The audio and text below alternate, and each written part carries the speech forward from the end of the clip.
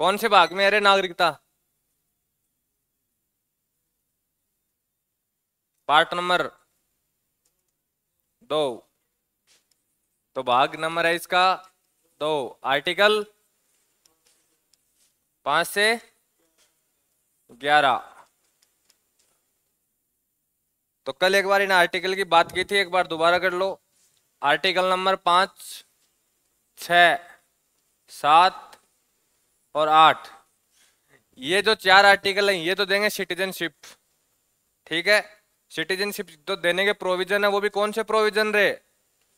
26 जनवरी 1950 के टाइम वाले।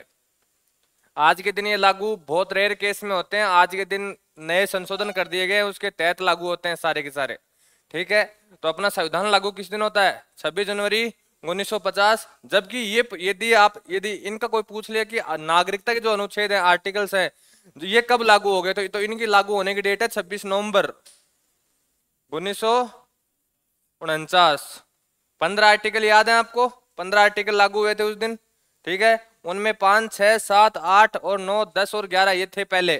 ठीक है, दूसरे। अब देखो रे, जो 5 नंबर आर्टिकल है ना, ये कहता है कि वह भारत में पैदा हुआ हो।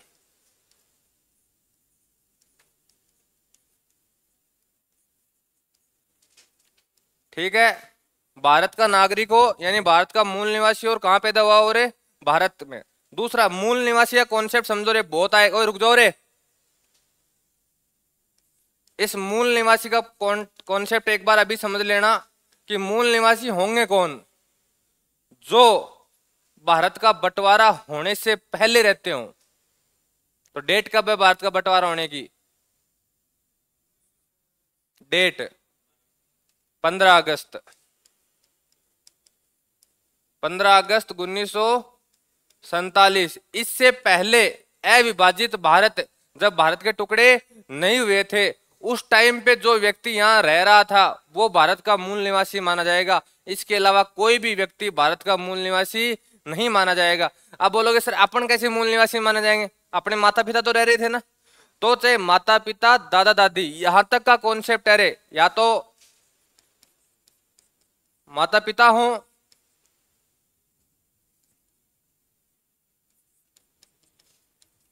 या कौन हो रे? दादा दादी। इनमें से कोई एक, पहले 2 के थे फिर 1 कर दिया गया है, अब कोई एक कहां रह रहा हो, अविभाजित भारत के अंतर्गत रहा हो। ठीक है, और उस टाइम उसके पास भारत की नागरिकता होनी चाहिए। ऐसा नहीं है कि भारत में रह रहा हो लेकिन भारत की सिटीजनशिप नहीं है, नागरिकता होनी चाहिए, तब क्या माना जाएगा? वो मूल निवासी माना जाएगा भारत का। अब देखो, पहला, भारत में पैदा हुआ हो, आर्टिकल नंबर 1 का पहला प्रोविजन। दूसरा प्रोविजन कोई बताएगा? कल बात की थी मैंने इनकी सबकी।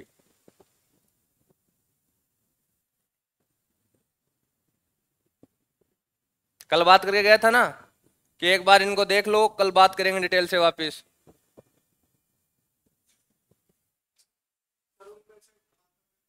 हाँ, माता या पिता में से कोई एक के पास क्या हो रहे, भारत की सिटीजनशिप हो, नागरिकता हो। और तीसरा प्रोविजन इसका, 5 वर्ष पहले, किससे रे? जब अपना संविधान लागू हुआ था उस डेट से पहले तक वो कहां रह रहा हो, भारत में रह रहा हो, वो भारत की नागरिकता ले सकता है। आर्टिकल नंबर 5 कहता है कि उसका बर्थ कहां हुआ हो रे? इंडिया में हुआ हो। ठीक है, तो किसका नागरिक माना जाएगा? भारत का नागरिक माना जाएगा। या उसके माता पिता में से कोई एक किसका सिटीजनशिप हो? भारत की सिटीजनशिप हो।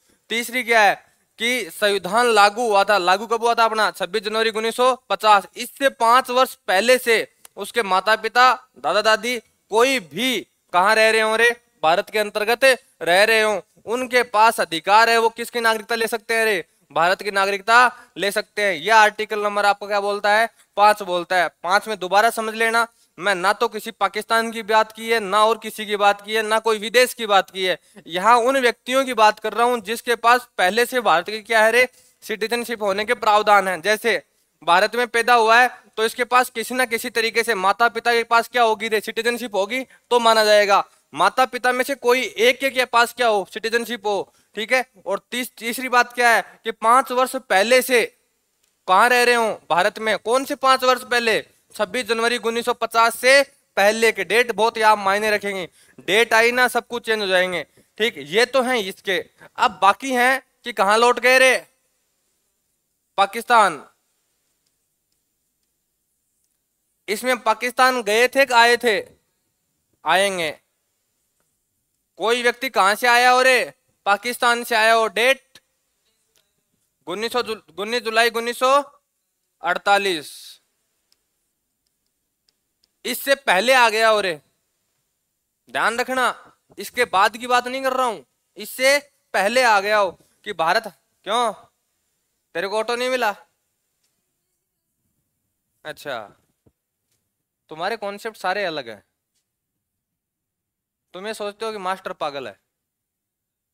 अरे आर्टिकल नंबर 6 क्या बोलता है कि पाकिस्तान से आए हो, ठीक है, लेकिन कब आ गए हो रे, 19 जुलाई 1948 से पहले ही आ गए हो। उसके बाद आगे तो ये प्रोविजन लागू उनके ऊपर नहीं होगा। इससे यदि बाद आए हैं तो उनको 6 महीने कहाँ रहना होगा रे, भारत में रहना होगा। और 6 महीने बाद हम क्या कर सकते हैं, वो भारत की नागरिकता में पंजीकरण करवा सकते हैं। ये तो हो गए जो पाकिस्तान से आए। अब इंडिया वाले पाकिस्तान चले गए हो, कोई भारत का नागरिक था, कहां चला गया रे, पाकिस्तान। मन नहीं लगा, बोले बेकार है, वापिस चल। भारत से कहां चला गया, पाकिस्तान चला गया, लौट के क्या आ गया, वापिस भारत आ गया। कालांतर में गया था, वापिस लौट के आ गया। लेकिन लौटने की डेट 1 मार्च 1947 से पहले ही आ गया हो। उसके बाद आएगा तो ये प्रोविजन लागू नहीं होगा, ठीक है। तो यदि कोई व्यक्ति भारत से पाकिस्तान घूम के आया था, वापस लौट के आ गया, किस डेट से पहले रे, 1 मार्च 1947 से पहले ही आ गया है, तो आर्टिकल नंबर 7 के हिसाब से अपन क्या दे देंगे, उसको नागरिकता दे देंगे। अब देखो यहां तो सिर्फ भारत और पाकिस्तान की बात हो रही है, 2 ही देश थोड़ी है, पूरे देश तो बहुत है। अब आ जाएंगे सारे के सारे विदेश। आप देखो यहाँ बांग्लादेश कहीं नहीं आया है, कारण है बांग्लादेश का, क्योंकि बांग्लादेश का जन्म कब हुआ है, 75 71 में, 75 में इमरजेंसी लगी थी। हाँ, 1971 में पैदा हुआ है, तो इसलिए बांग्लादेश के प्रोविजंस नहीं है। लेकिन जो नागरिक नए अधिनियम आएंगे ना आगे वाले, वहां आपको पाकिस्तान के साथ कौन मिलेगा, अब बांग्लादेश मिलेगा। जैसे अब क्या होता है, यदि मूल निवासी कॉन्सेप्ट अपन बोलते हैं ना, तो मूल निवासी कॉन्सेप्ट में क्या कहते हैं कि ऐसा मूल निवासी जो कहाँ नहीं रह रहा हो रे, पाकिस्तान में नहीं रह रहा हो और बांग्ला में नहीं रह रहा हो, इनके ऊपर कुछ विशेष प्रोविजन लागू कर दिए हैं अब सरकार ने।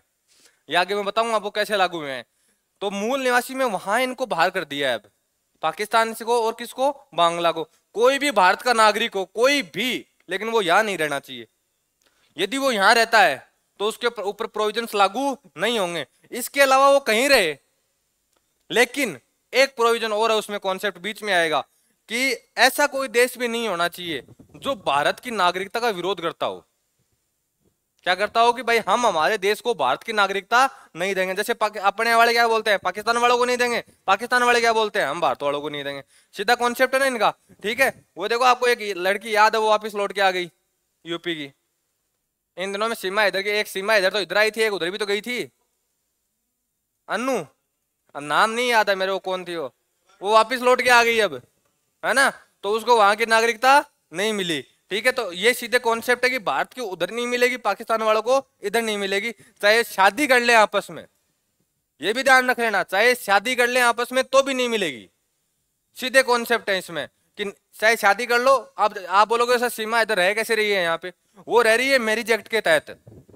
जो भारत का विवाह अधिनियम है ना, उसके तहत क्या होता है, उसका वीजा रिन्यू होता है बार बार, ठीक है। उसने सिटीजनशिप के लिए अप्लाई कर रखा है, लेकिन सरकार की मर्जी है, दे तो दे, नहीं दे तो नहीं दे। इसमें सारा, मैंने आपको कल कहा था ना, इसमें सारी की सारी पावर किसके पास है, पार्लियामेंट के पास है, संसद के पास है, अर्थात केंद्र सरकार के पास होती है।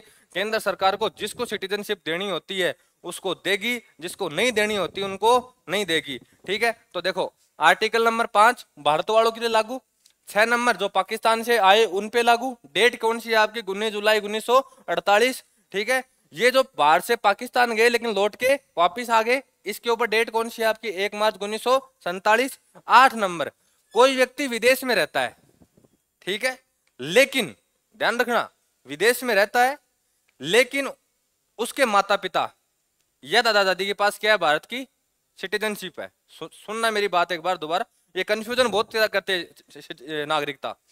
कोई व्यक्ति है, ये मान लो कि कोई पेरेंट्स है जिनके बच्चे अभी नहीं हुए हैं, ये मानो आप एक बार, ठीक है, वो कहाँ रहते हैं, अमेरिका में रहते हैं। अपने मान लेते कहाँ रहते हैं, अरे अमेरिका में रहते हैं, लेकिन अभी उनके पास क्या है, भारत की नागरिकता है। वहां उनके बच्चा हुआ, ठीक है, तो जो ही वहां वो बच्चा होगा ना, उसका यदि वो पंजीकरण कहाँ करा देते हैं, भारतीय काउंसिल में करा देते हैं। जो इंडियन काउंसिल होती है उसमें क्या कराते हैं, वहां हर जगह इंडियन काउंसिल है, हर देश में इंडियन काउंसिल होती है, वहां वो यदि उसका क्या करा देते हैं, अरे पंजीकरण करवा देते हैं, तो उसको 8 के तहत क्या मिल जाएगी, नागरिकता मिल जाएगी।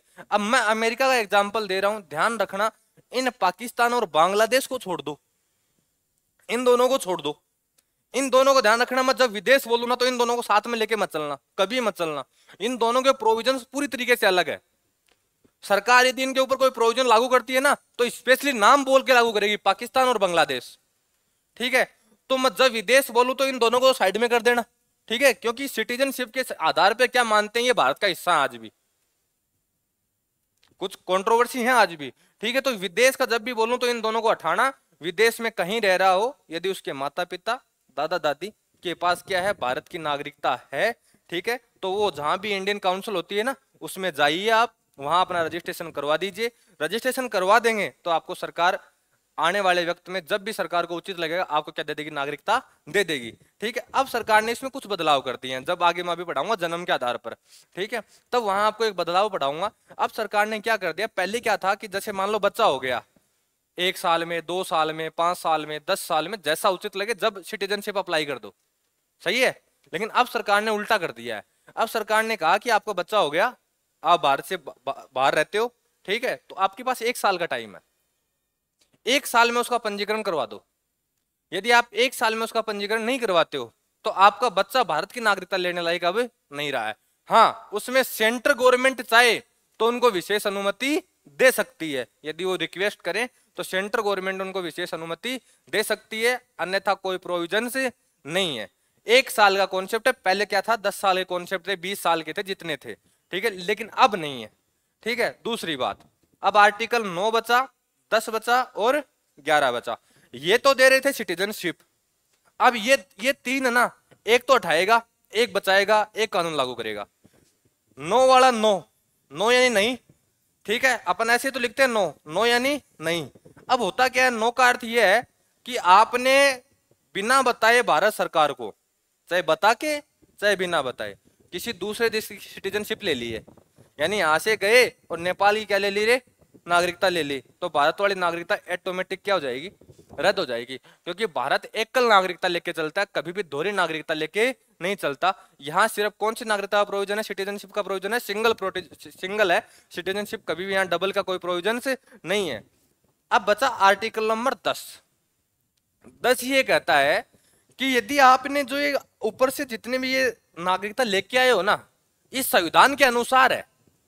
मैं सीधी एकदम नॉर्मल भाषा में बोल रहा हूं, एक बार इसको समझने की कोशिश करना। ये 11 ये कितने हैं, 4 और 3 7 आर्टिकल है। यदि एक बार समझ लिया ना तो पूरी नागरिकता एक साथ सलट जाएगी, पूरी की पूरी यही है और कुछ है ही नहीं इसमें, ठीक है। नो यानी नहीं, नहीं का एक बात याद रखो, भारत में एकल नागरिकता है, यदि आप किसी दूसरे देश की नागरिकता लेते हो तो भारत वाली ऑटोमेटिक क्या हो जाएगी रे, खत्म हो जाएगी, डाइजोल हो जाएगी, ठीक है। आर्टिकल नंबर 10 कहता है कि यदि आपने संविधान के उपबंध जो प्रोविजंस हैं, कॉन्स्टिट्यूशन के जो प्रोविजंस हैं, उनके अनुसार कोई भी नागरिकता ली है जिसमें आपने कोई इलीगल कार्य नहीं किया। इलीगल कार्य कैसे, कि आपने झूठ बोल दिया हो कि हमारे पास दूसरे देश का पासपोर्ट नहीं है, समझ रहे हो बात। यदि आपके पास किसी दूसरे देश का पासपोर्ट है, यानी वहां की सिटीजनशिप है, सीधी सी बात है। आपके पास सिटीजनशिप का प्रमाण क्या है, पासपोर्ट। ध्यान रखना, यदि आपके पास कोई यदि आपको ये आधार कार्ड आपकी भारत की नागरिकता नहीं मानते, ध्यान रखना, यदि आपके पास पासपोर्ट है तो आप भारत के नागरिक हो किसी दूसरे देश में, वहां जाके कहो देखो मेरे पास ड्राइवर लाइसेंस है, नहीं मानेंगे वो। आपके पास पासपोर्ट होना चाहिए, तब आप भारत के नागरिक माने जाओगे, ठीक है। या किसी व्यक्ति ने, जैसे मान लो कोई अमेरिका में पला बड़ा बच्चा है, वो भारत के संविधान को नहीं मानता, बोले भारत का संविधान कचरा है, आके यूट्यूब पे कहीं भी न्यूज पे बोल रहा है, तो क्या किसका विरोध कर रहा है वो, नागरिकता का विरोध कर रहा है, क्योंकि नागरिकता जब दी जाती है तो एक शपथ दिलाई जाती है कि भारत के जो संविधान है उसके अनुसार आप कार्य करेंगे, और संविधान क्या करेंगे रे, आदर करेंगे। अपना मूल कर्तव्य यही, ठीक है, कि अपना संविधान क्या करेंगे, आदर करेंगे। राष्ट्रीय गाना क्या करेंगे, आदर करेंगे। ठीक है, अपना जो राष्ट्रीय ध्वज है उसका क्या करेंगे रे, आदर करेंगे। यदि उनमें से वो कोई प्रोविजन सा क्या करता है रे, विरोध करता है, ठीक है, तो उसकी नागरिकता वो संविधान के उपबंधों के अनुसार नहीं मानी जाएगी, और उसकी नागरिकता ऑटोमेटिक क्या हो जाएगी रे, निरस्त हो जाएगी। दूसरा, सरकार कोई भी कानून बनाएगी, कोई भी कानून बनाएगी नागरिकता का, वो इन पे लागू होगा। ठीक है, अब दूसरा 11 नंबर कहता है कि संविधान एक शक्ति देता है संसद को कि नागरिकता के जितने भी कानून है वो संसद बना सकती है, केवल और केवल किसी भी राज्य के पास। ध्यान रखना, मैं बोल रहा हूं यहाँ राज्य का अर्थ कौन से है, राजस्थान हरियाणा, इनकी बात कर रहा हूं। ठीक है, किसी भी राज्य के पास नागरिकता देने का अधिकार नहीं है, केवल और केवल किसके पास है, संसद के पास है। अब तक एक ही बिल पेश हुआ है, बार बार उसमें संशोधन होते हैं। पहला है CAA, कल मैंने इसकी फुल फॉर्म बताई थी आपको। ये कब पेश हुआ था रे, 1955 में। ठीक है, सिटीजनशिप अमेंडमेंट एक्ट। ठीक है, इसका यदि हिंदी में आप लिखोगे तो नागरिक संशोधन अधिनियम। अब देखो बार बार इसी में बदलाव किए गए। ये बनाया गया था 1955 में। ठीक है, 1955 से लेके 1986 तक कोई बदलाव नहीं होंगे। पहला बदलाव होगा 1986 में, उसके बाद में अगला बदलाव होगा 1992 में, उसके बाद में अगला बदलाव होता है 2003, बाद में 2005, फिर 2015, और अब लास्ट बदलाव हुआ था 2019 में, जिसका विरोध लोगों ने किया था। क्योंकि 2019 में अल्पसंख्यक, कौन से अल्पसंख्यक रे, जो भारत के बाहर रहते हैं पड़ोसी देशों में, वहां अल्पसंख्यक हैं, मुस्लिमों को छोड़कर, उनको यहाँ सिटीजनशिप क्या की थी, कुछ अलग प्रोविजन से दी जाती है, इसलिए इसका विरोध हुआ था।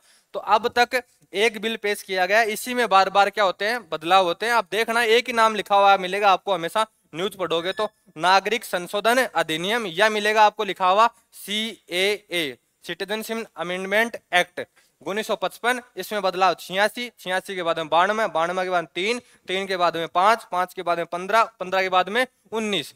आपको पता है ये क्रम वाइज क्यों चल रहा है, ये इसको बदल क्यों नहीं रहे, मैं बताऊं क्यों नहीं बदल रहे। कुछ महानुभाव ऐसे भी हैं जो अभी तक जिंदा हैं इन डेटों के बाद, इन डेटों से पहले वाले। सही है गलत है ना। ठीक है, या किसी के पास एक बात हो, अपन यदि अपने प्रमाण पेश करेंगे कि अपन मूल निवासी है या नहीं, तो अपने बाप दादाओं के प्रमाण लाने पड़ेंगे ना अपने को। ठीक है, तो ये उन प्रमाणों को बचा के रख रहा है कि हमने पहले क्या कानून लागू किए थे, यहाँ कौन से लागू किए, यहाँ कौन से किए, यहाँ कौन से किए, यहाँ कौन से प्रोविजन किए। तो इसलिए कभी इसमें बदलाव नहीं होता। आप यदि कभी देखना 2019 वाला CAA का बिल निकालना, ठीक है, आज यदि टाइम मिले जाके घर पे, उसमें देखना आपको इन टाइम की डेटें मिल जाएंगी। पहले टाइम ये था, उसके बाद में ये हुआ, उसके बाद में ये हुआ। ये सबसे बड़ा बदलाव था यहाँ 2003 वाला। 2003 और 2019 ने ना नागरिकता के बहुत से प्रोविजन चेंज कर दिए थे बेहतरीन तरीके से। इससे पहले तो कंट्रोवर्सी हमेशा ही बनी रहती थी। तो ये आपके आर्टिकल है। इसके बाद में नागरिकता लेने के प्रोविजन। तो नागरिकता लेने का पहला तरीका है जन्म। आप अपने बर्थ के आधार पर क्या ले सकते हो रे, नागरिकता। दूसरी होती है वंशानुगति, ठीक है, यानी जो जेनेटिक आपका जो परिवार चल के आ रहा है, ठीक है, उस आधार पे ले सकते हो। तीसरा होता है आपका रजिस्ट्रेशन के द्वारा। आप सरकार के पास जो सरकारी कंडीशन है उनको फुलफिल कीजिए, आप रजिस्ट्रेशन करवाइए, नागरिकता ले लीजिए। एक होता है प्राकृतिकरण। प्राकृतिकरण का प्रोविजंस के अर्थ हो गए कि आपने कोई विशेष कार्य कर दिया है रे।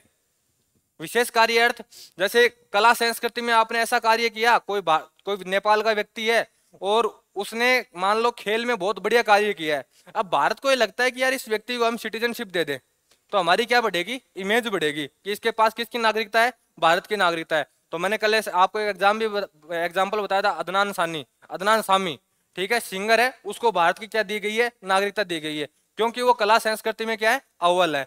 ठीक है, और बाकी यदि कोई व्यक्ति त्याग दे नागरिकता, सरकार खुद बर्खास्त कर दे, ठीक है, ये नागरिकता छोड़ने के प्रोविजन है, ये लेने के प्रोविजन है, ये आपके आर्टिकल है। तो लिखना शुरू करो जी। कौन से? हाँ हाँ, 8वीं में नहीं बताया मैंने, 7वीं में बताया था।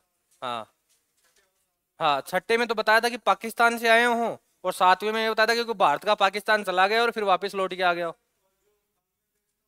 हाँ, तो 71 मैंने क्या कहा था, बांग्लादेश को आप याद ही मत करो, क्योंकि मैं आपको प्रोविजन कब के पढ़ा रहा हूं, 1950 के, तब बांग्लादेश है ही नहीं। बांग्लादेश कब आया है, 71 में आया। तो 71 के बाद में जो अधिनियम आएंगे ना, जैसे 1986 आया है, 92 में आया है, इनमें आपको बांग्लादेश के प्रोविजन मिलेंगे। इससे पहले बांग्लादेश के प्रोविजन आपको नहीं मिलेंगे।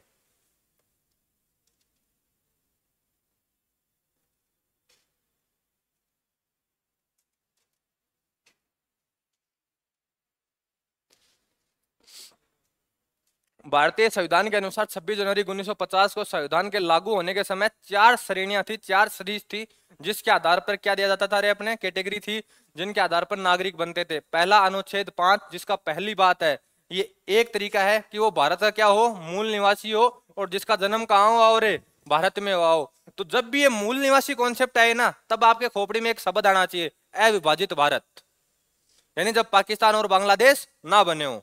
ठीक है, अर्थात डेट आपको याद रखनी है 15 अगस्त 1947 से पहले वाली। माउंटबेटन योजना पेश कब हुई थी, कौन सी योजना की भाई, माउंटबेटन योजना तो थी जिसने भारत के टुकड़े किए थे, पेश कब हुई थी, 3, डेट सही है, महीना गलत है, जून, 3 जून, 3 जून 1947 को ये पेश होती है। और इसे कौन सी योजना कहते हैं, रे माउंटबेटन योजना, जिसके तहत भारत का क्या किया गया था, विभाजन किया गया था। देखो मैंने अभी 3 प्रोविजंस बताए थे कि भारत का मूल निवासी हो, जिसका जन्म भारत में हुआ हो, तीसरा है उसके माता पिता का जन्म किस में हुआ हो, रे भारत में हुआ हो, या संविधान लागू होने से 5 वर्ष पहले से वो कहाँ रह रहा हो, भारत में रह रहा हो, तो आर्टिकल नंबर 5 के तहत क्या मिल जाएगी उसको, नागरिकता मिल जाएगी। ठीक है, या पाकिस्तान, आर्टिकल नंबर 6 कहता है कि पाकिस्तान से भारत में स्थानांतरित जो व्यक्ति हुए हैं उनके लिए, और डेट है 19 जुलाई 1948 के बाद वालों को पहले 6 महीने क्या होगा, यहाँ रहना होगा।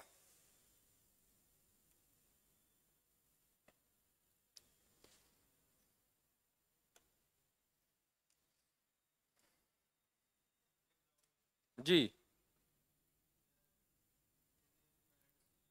हाउ, जी, जी, जी, कहाँ की, भारत की, नहीं अमेरिका में, ऐसा अमेरिका में प्रोविजंस है। अमेरिका का तो प्रोविजंस का मेरे को पता है कि अमेरिका में ऐसा प्रोविजंस है कि यदि अमेरिका के ऊपर से प्लेन गुजर रहा है और उस टाइम पे वहां उस प्लेन में कोई बच्चा पैदा हो गया, तो उसको अमेरिका की सिटीजनशिप मिल जाएगी, वो कभी भी ले सकता है। अमेरिका में तो है ऐसा प्रोविजंस, और कहीं नहीं है। और अगर देखना पड़ेगा, अमेरिका का मेरे को पता है।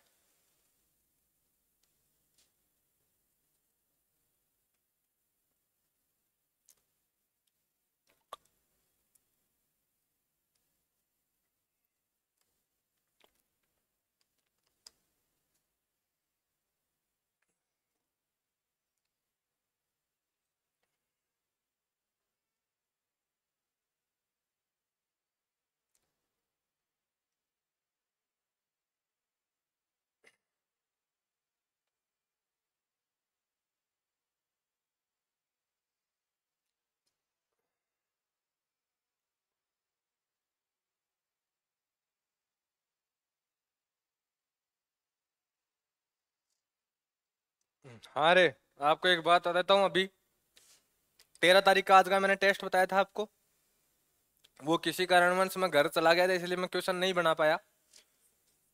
अब मैं बता दूं आपको क्वेश्चन क्या किस किस चीज के आएंगे, अभी बता देता हूँ, फिजिक्स, केमिस्ट्री, और मैं जहां तक की पॉलिटिकल आपको पढ़ा दूंगा, वहां तक की पॉलिटिकल के क्वेश्चन, टोटल क्वेश्चन आएंगे 100, मिनट दूंगा 50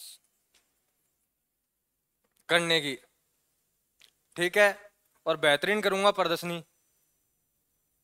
कब होगा ये डेट नहीं बताऊंगा,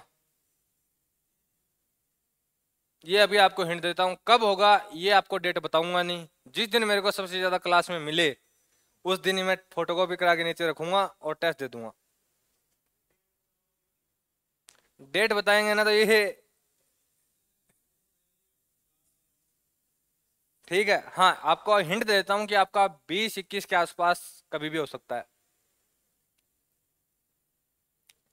100 क्वेश्चन दूंगा, 100 के 100 क्वेश्चन किसी ना किसी एग्जाम में आए हुए होंगे, तो अपना लेवल पता कर लेना। देखो सीधी सी बात हूँ आपको, आप चाहे टेस्ट देने आओ ना देने आओ, मेरे कोई फर्क नहीं पड़ने वाला। ठीक है, मेरे को 100 क्वेश्चन बनाने हैं, वो मैं वैसे भी बनाता हूँ, यहाँ बना दूंगा। 50 क्वेश्चन तो डालूंगा लेवल के, जहां आपकी हवा नहीं लगने दूं। ठीक है, मेरे पेपर में आपको जो पढ़ाया है उससे बाहर एक लाइन नहीं दूंगा, ये पक्की बात है। ठीक है, दूसरी बात, मेरे पेपर में तुम में से कोई भी यदि 80 क्वेश्चन क्रॉस कर देगा, 80, ठीक है, तो जो आप चॉकलेट मांगोगे या कचौरी खाओगे क्लास में या जूस पियोगे या ठंडा पियोगे, वो मेरी तरफ से। कहे लेकिन शर्त है, कम से कम 3 बच्चे मिलने चाहिए मेरे को 80 से ऊपर। और वो जो मैथ वाले धुरंधर आते हैं ना कि हमें जीके जीएस तो आता है, उसी पेपर में लूंगा, उसी क्लास में लूंगा मैथ वाली में टेस्ट। तो एक बार उन्हीं को भी तो पता चले कि हम कौन सी नदी में डूब रहे हैं। लिख दिया रे, लिख दो तो बता दिया करो।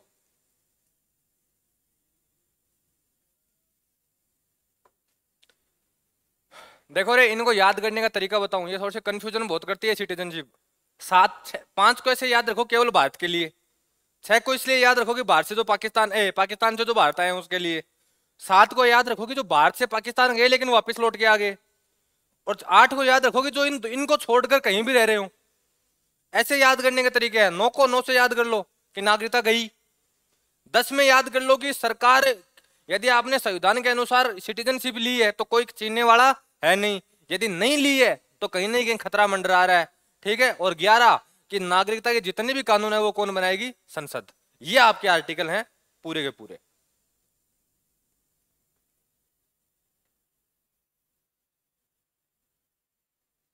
हाँ, आर्टिकल नंबर 1 है ना रे, 1 और 12, इन दो को बहुत बेहतरीन तरीके से याद रखना, क्योंकि बार बार है ना ये दोनों आर्टिकल बहुत जगह आएंगे, रिपीट होंगे। एक कौन सा आपको पता है, राज्य, राज्य, राज्य के नाम, नागरिक क्षेत्र। तो मैं बार बार कई जगह आपको ये लिख के छोड़ दूंगा राज्य। अब मैं बार बार राज्य नहीं पढ़ाऊंगा। जैसे 152 आएगा ना दोबारा, कब, मुख्यमंत्री वाले टाइम पे, तो वहां राज्य की परिभाषा है, तो मैं राज्य की परिभाषा कितनी बार बताऊंगा, मैं लिख के छोड़ दूंगा 152 को कि राज्य परिभाषा।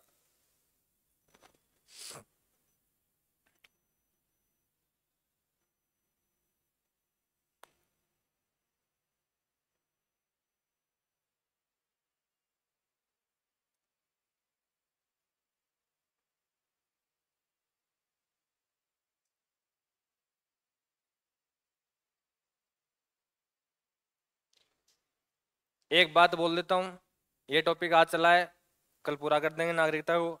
ठीक है, इसके बाद जो टॉपिक चलेगा उसकी शायद 6 या 7 क्लास होंगी, जिसमें मूल अधिकार, नीति निर्देशक तत्व एंड मूल कर्तव्य, ये सारे के सारे पूरे होंगे। यानी आपकी directive principles, fundamental rights and fundamental duties. ठीक है, यदि पहले दिन क्लास नहीं ले पाओ तो पूरी क्लास में शकल मत दिखाना, पहले ही बोल देता हूं। क्योंकि मेरे को किसी ने ये कह दिया ना कि समझ में नहीं आ रहा, तो मैं शुरू से दोबारा रिपीट नहीं करूंगा, क्योंकि वहां हर आर्टिकल एक दूसरे के साथ चलेगा। ये पहले बोल देता हूं आपको, आर्टिकल नंबर 12 से लेकर और आर्टिकल नंबर 51 क तक एक ही कहानी चलेगी। कई बार ये बोलूंगा ये 21 ए की भांति है, अब आपको खोपड़ी में 21 ए आएगा ही नहीं, तो मैं कहां से बताऊंगा अरे वापिस तू उसको। तो ये चीज पहले ही बोल देता हूं, यदि मूल अधिकार की क्लासों में नहीं आओ तो फिर आना ही मत, फिर घर पे बैठना आराम से। लिख दिया जल्दी। और जो YouTube की सर्विस मिल रही है, शायद मैं इसको 5-7 दिन के लिए बंद करने वाला। अरे क्लास में नहीं आ रहे, कल तो इनके सबके ऑनलाइन हटवाए थे, ऑनलाइन के चक्कर में कोई नहीं आता, तो कल सबके ऑनलाइन हटवा दिए। अब किसी को ऑनलाइन नहीं दूंगा, किसी को क्लास नहीं मिलेगी, चाहे सिर्फ 1-2 कंडीशन में ऑनलाइन क्लास मिलेगी। यदि एग्जाम है तो एडमिट कार्ड दिखाइए, ऑनलाइन क्लास ले लीजिए। ठीक है, और बीमार हो, और वो ध्यान रखना, तुम फर्जी बना लोगे ना तो ध्यान रखना, इतना मेरे को पता है कौन सी यूनिवर्सिटी के एग्जाम कब चलते हैं।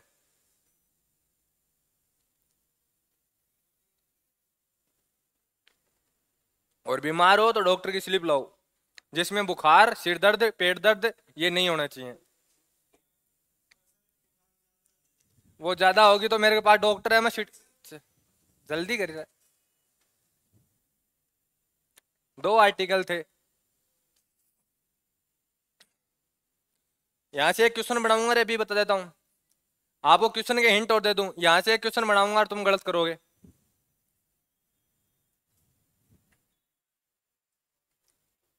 चैलेंज करके जा रहा हूं, और बोलो।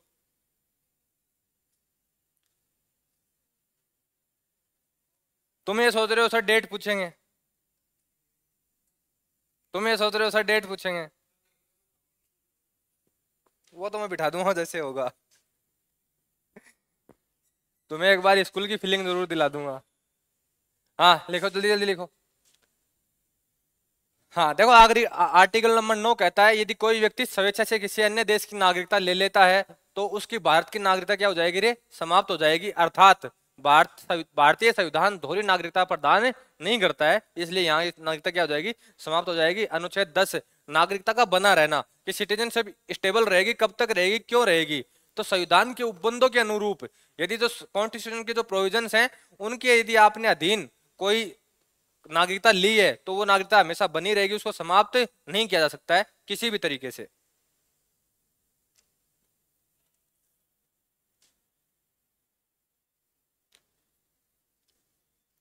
तो पूरी फिजिक्स आएगी, पूरी केमिस्ट्री आएगी, तो आज से रिवीजन चालू कर देना।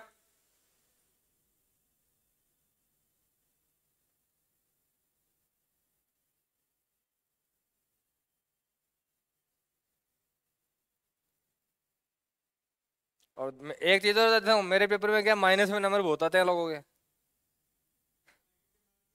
यस, वो पहले होगी।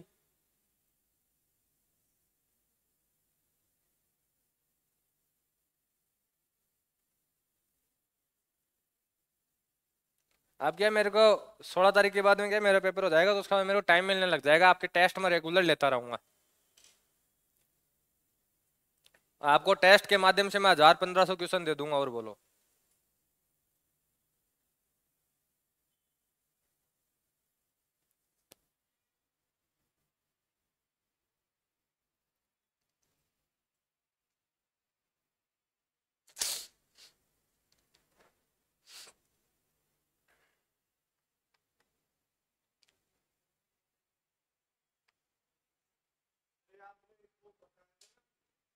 हाँ जी। हाँ हाँ, तो वो सारा सरकार के, वो तो संसद के अधीन है। हाँ, उसको नहीं मिलेगी।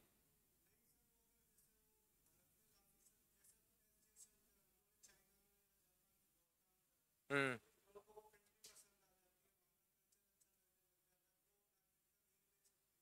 मंत्री पद छोड़ना पड़ेगा पहले, मेंबरशिप छोड़नी पड़ेगी। नहीं नहीं, नहीं ले सकते, नहीं ले सकते। वो एज ए एम्बेसडर नहीं है, वो सरकार के मंत्री हैं, एक्सटर्नल अफेयर के। हाँ हाँ, राजदूत को ये अनुमति नहीं है।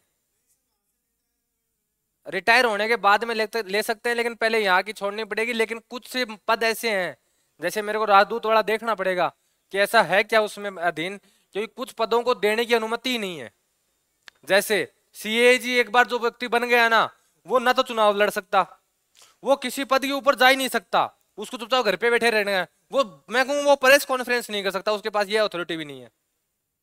सीएजी यदि जो व्यक्ति बन गया एक बार, वो सीधा रिटायर ही होगा, उसके पास कोई दूसरा, यहां तक कि वो आप, और ये एमपी एमपी तो दूसरी बात है, आप वो घर पे वार्ड पेंच का चुनाव नहीं लड़ सकता गांव में। सीएजी के कुछ पदों के प्रोविजंस हैं, और वो देखने पड़ेंगे कि राजदूत के प्रोविजंस हैं या नहीं। लेकिन एक प्रोविजंस तो है, जैसे मैं आपको एक 10 साल वाला प्रोविजंस पढ़ाऊंगा, तो उसमें एक चीज मैं नीचे लिखवाऊंगा कि भारत के शत्रु देश जिसके साथ युद्ध चल रहा हो, ध्यान रखना, शत्रु देश का अर्थ ये नहीं कि पाकिस्तान शत्रु देश ना, जिनके साथ युद्ध चल रहा हो, या जो भारत के डिप्लोमेट हैं, जो भारत में रह रहे हैं, वो इसके दायरे में नहीं आते, क्योंकि डिप्लोमेट को रहते हुए 10 साल हो जाती हैं, तो वो इसके दायरे में नहीं आएंगे। तो ये है प्रोविजन, लेकिन भारत के बाहर वाले डिप्लोमेट्स के ऊपर क्या प्रोविजन लागू होते हैं ये अपने को देखने पड़ेंगे। मेरे हिसाब से तो नहीं है, किसी भी कंडीशन में नहीं है। हम्म। हाँ हाँ, तो उनको नागरिकता मिलती है। हाँ, उनको मिलती है। इसलिए तो गोरखा रेजिमेंट बना रखी है। गोरखा में शायद लगभग आपको मिलेंगे नेपाली। हाँ हाँ, अरे देखो मैंने ये एक साथ लिख दिए हैं, आपको मेरे नोट्सों में आपको अलग अलग पीडीएफ में अलग अलग मिल जाएंगे। ये सारे बना था ये कब, 1955 में। उसके बाद में समय समय पे टाइम टू टाइम संशोधन हुए। तो पहला 86 में, दूसरा 92 में, उसके बाद में 3, 5, 15 और 19।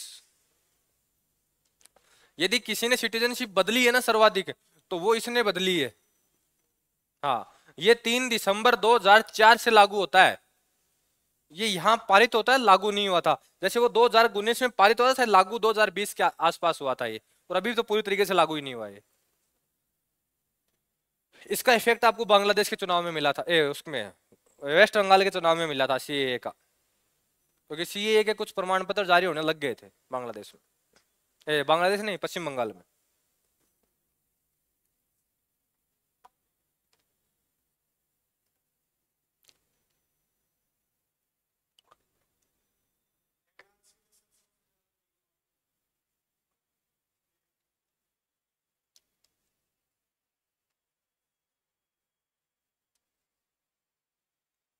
हेलो, क्लास में।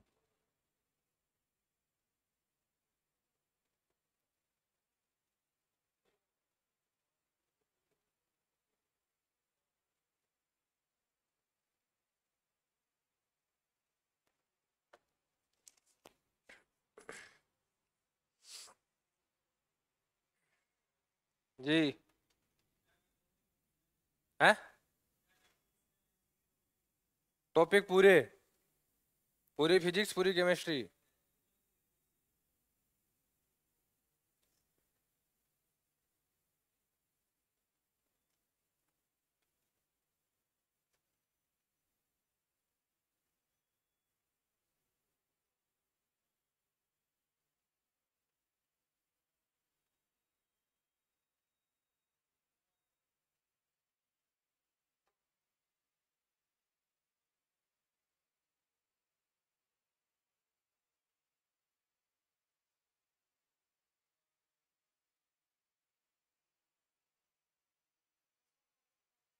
हम्म, पीछे गया ना 10 तो। वापिस बताऊं कि यदि आपने जो ये सिटीजनशिप ली है, कौन से के तहत, 5, 6, 7, 8, इनके तहत, यदि वो जो संविधान में जो प्रोविजंस है, जो कॉन्स्टिट्यूशन में जो प्रोविजंस लिखे हुए हैं, उनके अनुरूप है, तो वो समाप्त कभी नहीं होगी। लेकिन ये आपने कोई फर्जी डॉक्यूमेंट दायर करके ले ली है, तो सरकार उसको समाप्त कर सकती है। हम्म। जी। हाँ, वो नागरिकता छीनते हैं तो वो छीनने का वो बर्खास्ती प्रोविजंस है। वो बर्खास्त की जाती है, छीनी नहीं जाती। वो बर्खास्त कर देते हैं उसको। लेकिन आजकल तो देशद्रोह में, वो देशद्रोह साबित होना चाहिए, पहले नहीं होना था। जैसे इसमें लिप्त मिले, क्या नाम है आपका, कोई आर्मी की जानकारी किसी दूसरे देश को दे रहा है, तो उन चीजों में उनकी सिटीजनशिप चली जाती है। जैसे अभी आपको यदि याद हो तो, यदि न्यूज पढ़ते हो तो एक चीनी नागरिक को गिरफ्तार किया गया था, फिर उसने जेल में सुसाइड करने की कोशिश की। पढ़ते हो, 2 दिन पहले की बात है। तो उसको हॉस्पिटल में एडमिट किया गया। अब वो अंतर्राष्ट्रीय कानून का उल्लंघन माना जा रहा है, तो उसको आज अंतर्राष्ट्रीय न्यायालय में पेश किया जाएगा।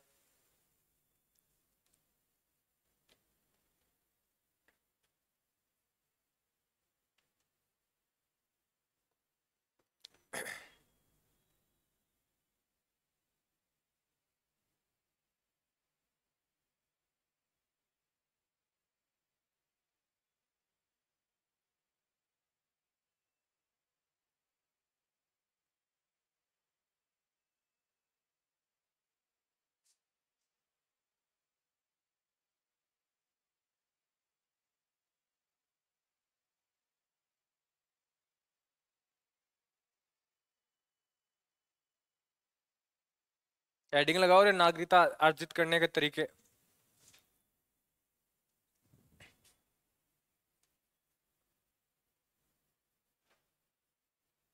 एक बार सिर्फ एक ऊपर वाली 2 लाइनें लिख दो, फिर जन्म वाली समझ लो, फिर लिखना। ऊपर वाली 2 लाइनें सिर्फ, पहली हेडिंग लगा दो, way of acquired the citizenship. नागरिकता अधिनियम 1955 के अनुसार 5 तरीकों से आप भारत की नागरिकता अर्जित कर सकते हो, यहां तक की हेडिंग लगा दो सिर्फ।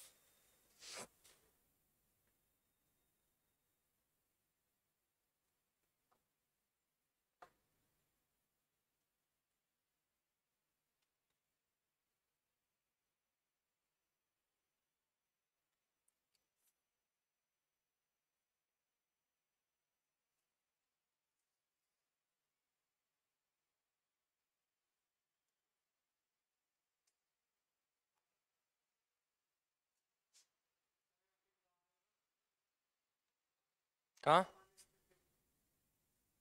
वर्तमान स्थिति, हाँ मैं कोई एक भारत का नागरिक हो, सही तो है।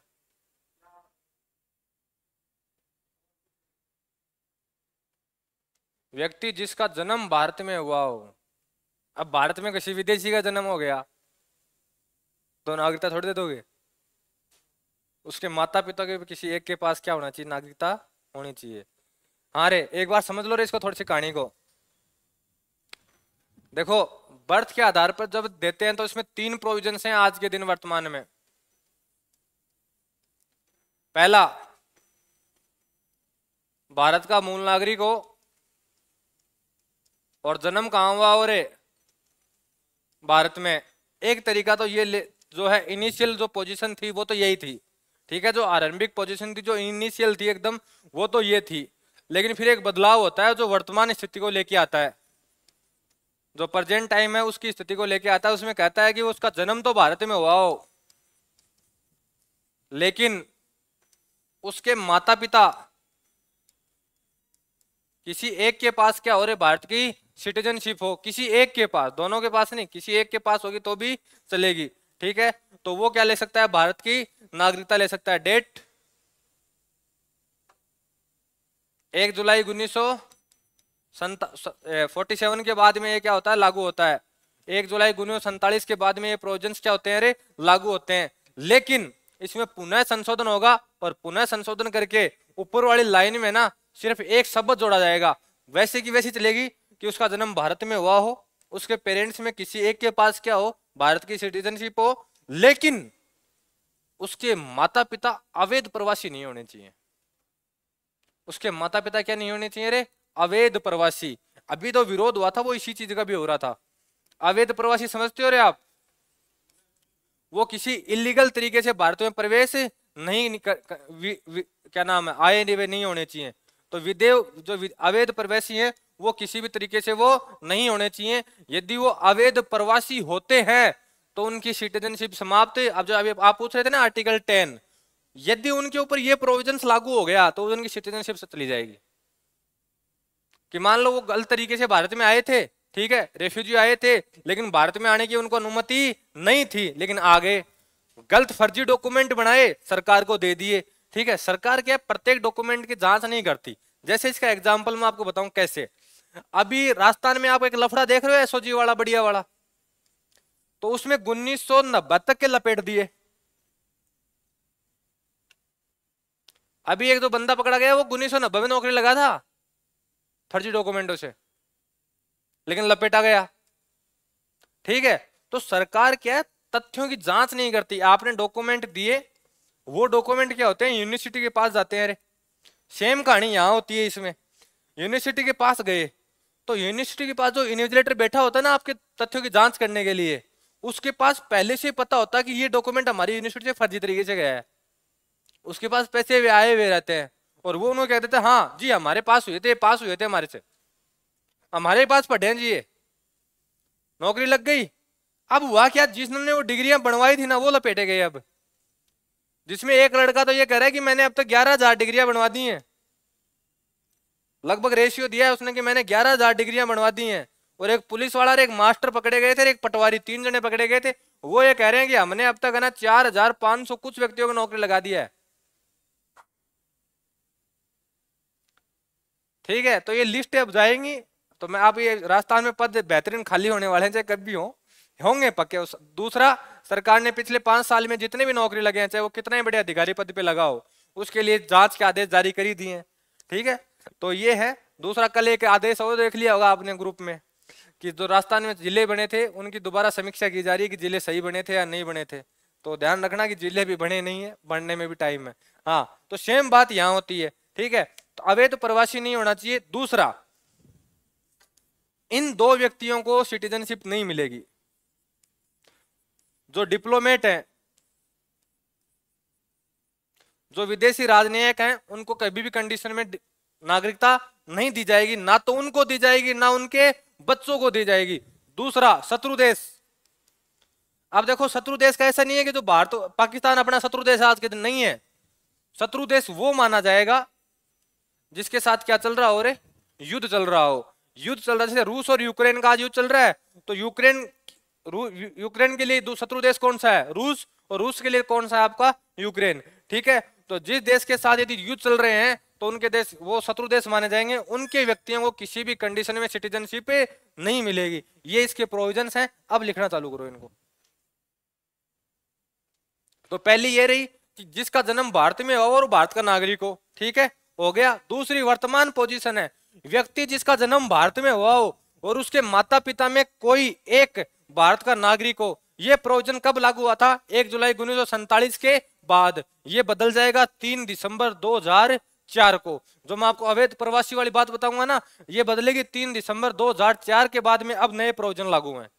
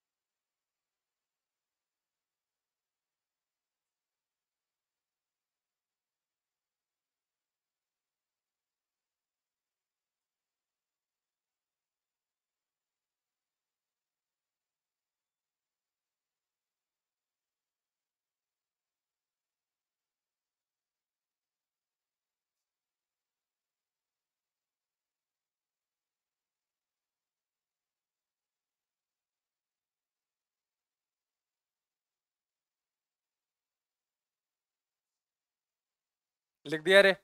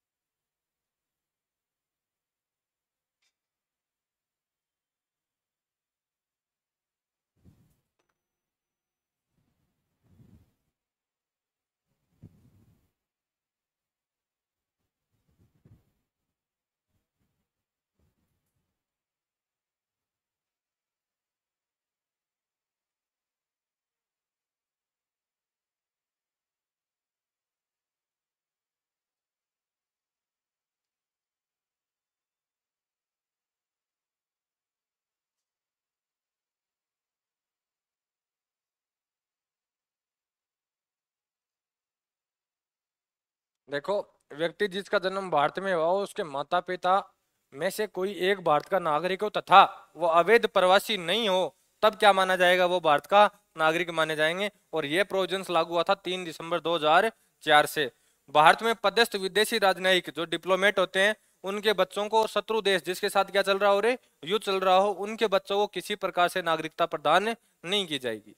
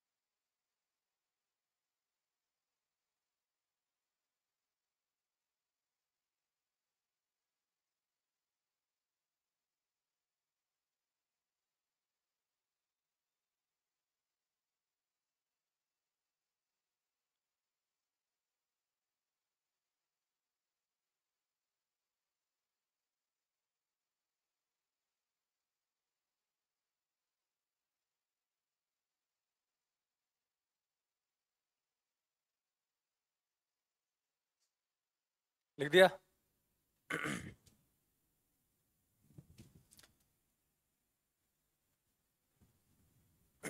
ये मैंने अभी समझाया था आपको, वंशानुगत तरीके से, यानी माता पिता के पास होनी चाहिए। देखो रे, जो पहले वाली नागरिकता थी वो इंडिविजुअल है, व्यक्तिगत नागरिकता है। वो कैसे? जो व्यक्ति जन्मा है ना, उसका बेस है, यहाँ उसके माता पिता बेस है। क्योंकि वंशानुगति, तो वंशानुगति कहाँ से आती है? माता पिता से आती है। तो वही, ये बर्थ वाली व्यक्तिगत है, जो व्यक्ति जन्मा है उसके आधार पर। ठीक है, यहाँ उसका परिवार है उसके आधार पर। ठीक है, तो वंशानुगत का तरीका होता है, जो हेरिडिटी होती है उसका तरीका होता है कि उसका जो परिवार है ना, उसके बेस पर। ठीक है, तो आरंभिक स्थिति जो इनिशियल स्टेज है, यदि किसी व्यक्ति का विदेश में जन्म हुआ है, सुन लो रे एक बार, इनिशियल जो स्टेज थी उसमें क्या था, यदि किसी व्यक्ति का जन्म सारे हर जगह विदेश में ही होगा, जन्म कभी भारत में मत करवा देना, भारत में करवा दो तो जन्म वाला प्रोविजन लागू होगा फिर तो। ठीक है, यदि किसी व्यक्ति का जन्म कहां हुआ है, विदेश में हुआ है, उस समय उसका पिता, माता नहीं है, पिता कहां का नागरिक हो, भारत का नागरिक हो, तो वह भारत की सिटीजनशिप ले सकता है। ये था इनिशियल प्रोविजन। फिर होता है संशोधन। ये जो ऊपर वाला प्रोविजन है, ये लागू होगा इस डेट के मध्य, 26 जनवरी 1950 से लेकर 10 दिसंबर 1992 के बीच में, इसके बीच के लिए लागू है। इसके बाद में ये लागू नहीं है। इसके बाद में संशोधन होता है 10 दिसंबर 1992 को, या इसके बाद, ध्यान रखना ये डेट इसमें शामिल है। ठीक है, को या इसके बाद यदि किसी व्यक्ति का जन्म कहां हुआ हो रे, विदेश में हुआ हो, ठीक है, तो यह भारत की नागरिकता ले सकता है यदि उसके जन्म के समय माता पिता में से कोई एक भारत का नागरिक हो। संशोधन क्या हुआ, किसको ले शामिल कर दिया गया? माता को। सिर्फ यहां कौन शामिल थे? फादर। यहां मदर भी शामिल हो गए, सिर्फ इतना ही बदलाव किया गया था। ठीक है, तो ये लिख दो। एक संशोधन और होगा आगे, अभी वो होगा 3 दिसंबर 2004 के बाद। उसमें बताऊं क्या कर देंगे। अभी देखो, यहां कभी आपको यहां दिख रहा है कभी मैंने ये कोई ये प्रोविजन लिखा हो कि 1 साल में करो? नहीं है ना। अब जोड़ देंगे कि 1 साल में ही करना है। अब जो कार्य करना है वो कितने साल में करना है? 1 साल में। अब तक आपके पास कोई टाइम पीरियड की लिमिट नहीं थी, अब लिमिट पीरियड लागू कर देंगे।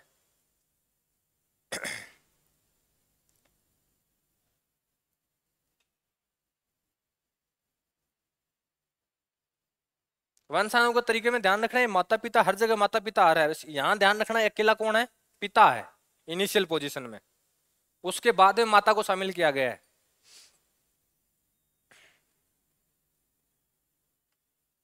जैसे जो उपराष्ट्रपति है अमेरिका की, क्या नाम है उनका, कमला हैरिस, वो भारत की नागरिक हैं। किस तरीके से आपको पता है, इस तरीके से कि शायद उनके पिता हैं वो भारत के नागरिक हैं, उनकी माता है वो अमेरिकन है। वो है नहीं, वो इसके दायरे में आते हैं, वो चाहें तो ले सकते हैं क्योंकि उनके प्रोविजंस 1992 के पहले के लागू होंगे।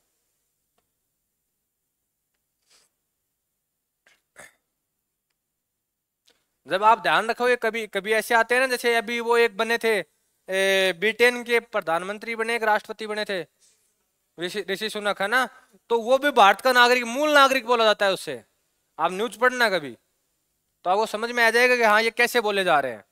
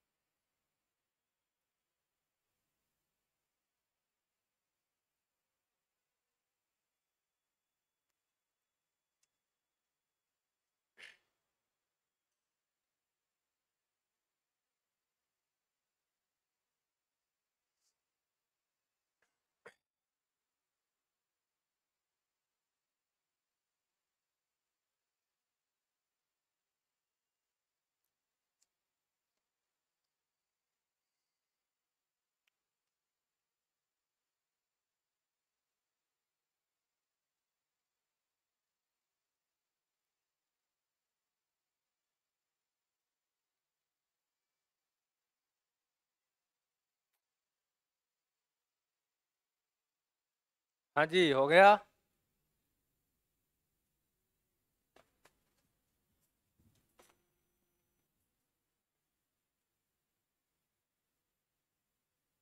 वर्तमान पोजीशन लिखो रे।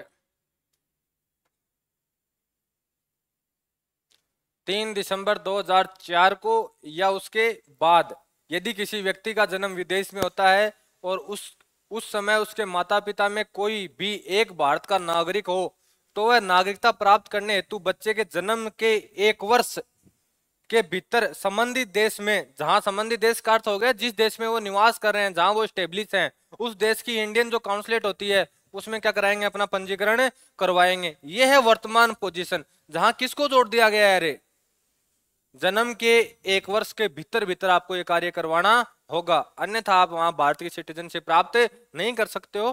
कर सकते हो लेकिन सेंट्रल गवर्नमेंट चाहे तो।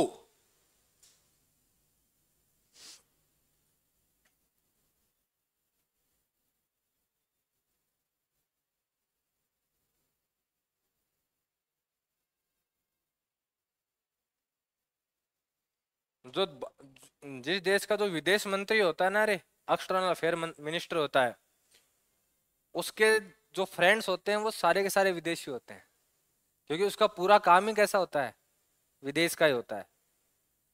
तो कभी इस पद तक पहुंचने का मौका मिले तो जरूर पहुंचना, बेहतरीन पद होता है, बेहतरीन पावर होती है इस पद में। आप किसी दो देशों के युद्ध को रोक सकते हो एक समय के लिए। वो तो क्या है, देखो पीएमओ तो हर जगह का इंटरफेयर करेगा ही करेगा, चाहे वो अपना ही देश का नहीं है। वो आप जैसे क्या नाम है, रूस में राष्ट्रपति हैं व्लादिमीर पुतिन है, तो मेन इंटरफेयर तो उन्हीं का होता है। फिलहाल जो विश्व में अशांति का कारण है वो जो बाइडेन है, मेरा मानना है।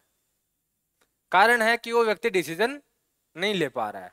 इसी के जगह डोनाल्ड ट्रंप होते तो या तो पूरा विश्व थर्ड विश्व युद्ध देख चुका होता, या शांत हो चुके होते, दो ही काम होते।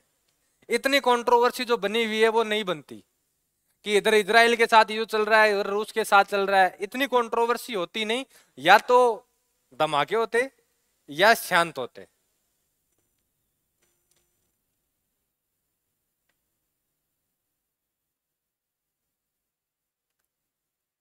कल जो बाइडेन के बेटे को सजा दे दी ना, बंदूक हंटर केस में।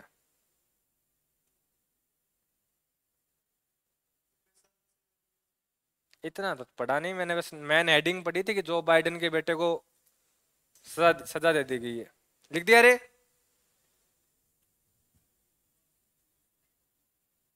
शायद एक प्रोविजन और होना चाहिए इसके नीचे,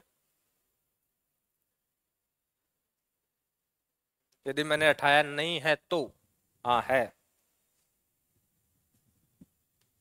ये वंशानुगति में चल रहे हैं, हेरिडिटी में चल रहे हैं, ध्यान रखना। देखो उसके आगे वाले दो प्रोविजंस ये हैं कि केंद्र सरकार यानी भारत की अनुमति से जन्म के 1 वर्ष पश्चात भी पंजीकरण संभव है, लेकिन कब, किसकी वजह से रे, जब सेंट्रल गवर्नमेंट चाहे तब हो सकता है। दूसरा देखो रे, जो आर्टिकल नंबर 10 है ना, वो देखो ये यहां दोबारा आ गया है। आर्टिकल नंबर 10 का ये प्रोविजन है कायदे से। आर्टिकल 10 में क्या लिखा था कि उपबंध के अनुसार क्या होनी चाहिए, नागरिकता होनी चाहिए। अभी ये एक उपबंध है संविधान का। क्या उपबंध है कि पंजीकरण के समय माता पिता इस आशय का शपथ पत्र देंगे। आशय का अर्थ हो गया कि वो ये शपथ देंगे हमें कि जो लड़का है या जो लड़की है जो भारत का नागरिक बन रहा है, जो बच्चा है, उसके पास किसी देश की नागरिकता नहीं है और पासपोर्ट नहीं है।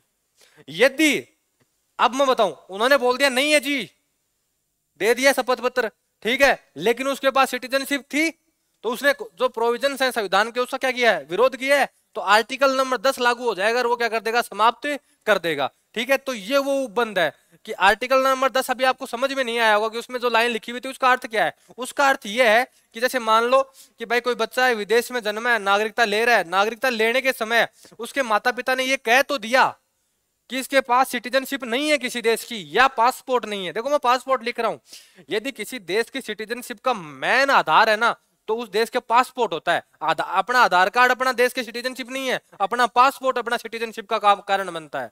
ठीक है, क्योंकि अपने को विदेश में जाने हैं किससे रे, पासपोर्ट से। वहां ड्राइविंग लाइसेंस से कोई नहीं जानता है। हाँ जैसे, हाँ कई कंट्रियों के लाइसेंस में होती है अथॉरिटी, जैसे दुबई है, दुबई के लाइसेंस से आप लगभग पूरे विदेश में गाड़ी चला सकते हो, अमेरिका वाले से चला सकते हो।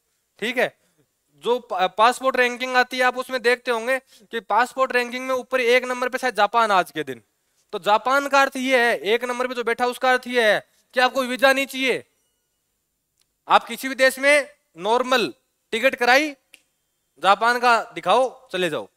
ठीक है, उसका अर्थ ये होता है। जैसे भारत के आज पासपोर्ट से आप शायद 47 कंट्री हैं जिनमें विदाउट वीजा जा सकते हो, जिसमें पाकिस्तान, और पाकिस्तान को छोड़ देना, नेबर कंट्री है उन्हें पाकिस्तान को छोड़ देना, इसके अलावा सारी नेबर कंट्री पे लागू होता है ये। बांग्लादेश में तो आप आधार कार्ड दिखाओ, बस जाती है, बैठो चले जाओ। नेपाल में आधार कार्ड दिखाओ, चले जाओ। ठीक है, बर्मा में चले, बर्मा का तो अभी शायद नेशनल हाईवे है जो अभी लागू चालू होने वाला है, बर्मा वाला। तो किसकी, बैंकॉक की तो पहले से ही थी। तेरे को बैंकॉक जाना है क्या? नहीं, बैंकॉक का तो पहले से ही 6 महीने का प्रोविजन पहले से ही है बैंकॉक का।